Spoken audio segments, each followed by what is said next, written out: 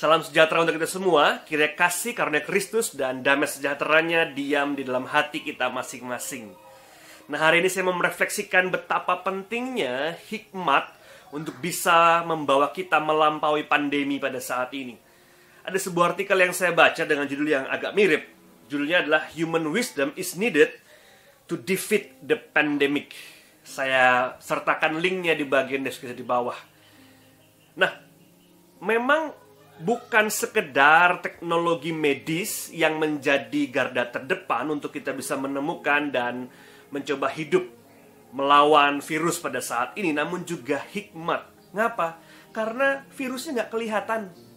Dan yang lawan paling besar bukan sekedar virusnya yang nggak kelihatan, namun bagaimana kita mengontrol diri kita, bagaimana kita mencoba menata diri kita di tengah-tengah sebuah situasi yang baru dan gak pernah bisa kita tebak ini. Nah, di artikel itu ada satu gambar yang menarik. Ini gambarnya. Nah, di gambar itu digambarkan dengan sangat bagus sekali ketika ada beberapa orang berpikir bahwa inilah jalan keluarnya ketika mereka buka, namun justru itu membuka satu perjalanan yang baru. Mereka masuk dalam sebuah labirin, artinya sebuah tempat yang mana belok kiri, belok kanan, kita nggak tahu. Jangan-jangan mentok, harus mundur, dan sebagainya. Bahkan ada gambar, kalau ke sini mungkin lockdown yang sungguh sangat lama, infinite lockdown. Ada yang disebut dengan vaksin, masih lama juga vaksinnya. Apakah kita akan secara kontinu melakukan social distancing atau physical distancing, dan sembari itu kita hidup dalam new normal, dan sebagainya. Ini sebuah labirin yang tidak bisa kita tebak. Oleh karena itu, saudaraku terkasih, nggak salah kalau dia beralih atau berpaling kepada hikmat, wisdom atau kearifan. Karena hanya melalui itulah kita bisa menata diri, menyesuaikan diri, bahkan menahan diri di tengah-tengah labirin kehidupan yang sedang kita alami saat ini.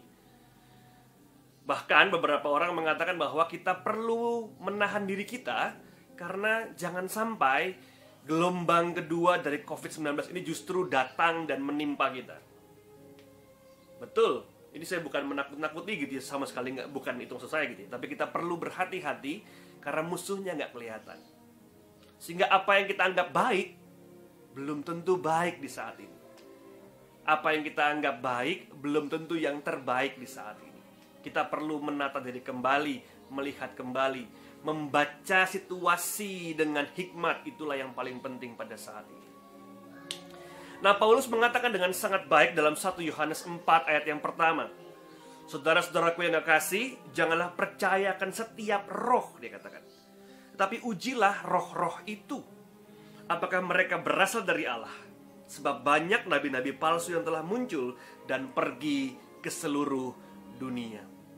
Frase ujilah roh ini adalah frase yang cukup terkenal dalam diskursus teologis atau dinamika percakapan teologis. Kenapa? Karena itu bicara tentang bagaimana kita sebagai manusia melihat, membaca ulang, bahkan merefleksikan roh mana yang paling tepat sesuai dengan zaman kita pada saat ini. Bahwa roh yang membawa kita dan bernapas di dalam hati kita ini memang mendorong kita untuk melakukan banyak hal. Tapi pertanyaannya, di mana kita yakin bahwa roh itu berasal dari Tuhan atau roh yang bukan berasal dari Tuhan? Sehingga ujilah roh itu. Ujilah bagaimana roh yang mendorong kita untuk melakukan sesuatu itu benar-benar membawa kita kepada kebaikan. Sehingga ada beberapa pertanyaan yang bisa kita pakai untuk menguji roh itu. Menguji dorongan untuk melakukan sesuatu. Apapun gitu ya. Mungkin kita pada saat ini mau melakukan sesuatu, ujilah roh itu. Ada beberapa pertanyaan. Yang pertama, apakah roh itu membawa pada sebuah pembangunan? Pembangunan baik dalam arti fisik maupun spiritual bagi yang lain. Di tengah masa pandemi kita perlu bertanya, apakah yang saya lakukan membawa pembangunan? Secara fisik, dia bertumbuh, dia sehat. Secara spiritual, dia juga bertumbuh di dalam hatinya. Yang kedua, dikatakan, cobalah bertanya bukan saja membangun, apakah itu punya daya guna untuk kehidupan saya dan orang lain. Apakah roh yang mendorong saya itu untuk melakukan sesuatu kemudian memiliki daya guna. Berguna berarti punya daya tambah dalam kehidupan kita. Dan bukan sekedar seneng, bukan sekedar wah seneng ya begini, enggak. Tapi tidak semua kesenangan berujung pada pertumbuhan dan memiliki daya guna. Itu yang perlu penting kita ingat. Dan yang ketiga dikatakan, cobalah bertanya pula, apakah roh itu memelihara kehidupan dan kebersamaan, atau malah menjadi sebuah roh pemecah belah. Ini sering kali terjadi dalam gereja sebetulnya. Ketika orang menganggap ini benar, ini baik, kenapa nggak dilakukan? Dan ketika pemaksaan itu terjadi, terjadilah keterbelahan dan keterpisahan antara satu dengan yang lainnya. Ketika kita memaksakan yang kita anggap baik itu, justru malah merusak tubuh Kristus, yaitu gereja, yaitu persekutuan. Kita perlu berhati-hati. Paulus dalam konteks yang berbeda pernah mengatakan semua itu boleh kok, namun gak semua itu berguna. Dalam arti yang lain, gak semua itu punya daya guna, gak semua itu membangun, dan gak semua itu menyatukan. Kita perlu ingat, roh jahat itu sifatnya membelah dan memecah belah, bukan menyatukan. Dia berasal dari kata Yunani diabolik atau diabolon, yang artinya memisahkan satu dengan yang lainnya. Dan untuk itu pada saat ini saya mencoba mengangkat kembali artikel yang tadi saya sebut di awal, bahwa benar kita butuh hikmat di saat-saat ini. Karena justru virus itu bukan sekedar menyerang fisik kita, namun menyerang batin kita. Dia menyerang persatuan kita, dia menyerang kewarasan kita, sehingga jarang kita bisa berkomunikasi, bisa berdialog dengan sehat. Berbeda dianggap berpisah kemudian.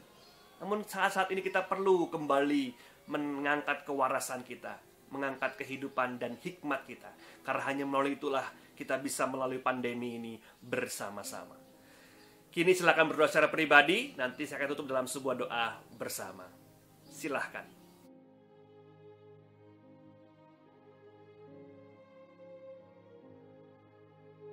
Mari kita berdoa. Ya Tuhan, pada saat ini kami bersama-sama memohon kepadamu, kiranya roh yang bara di hati kami, yang berapi-api di hati kami ini, senantiasa adalah roh yang berasal dari Engkau saja.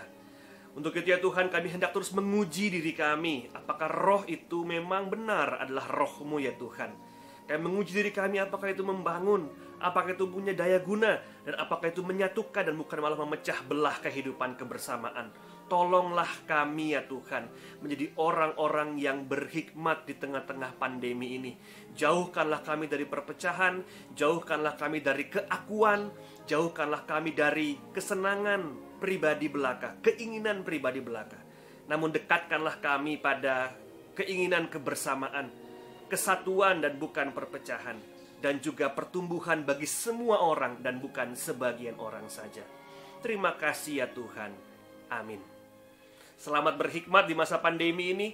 Tuhan memberkati kita semua. Amin.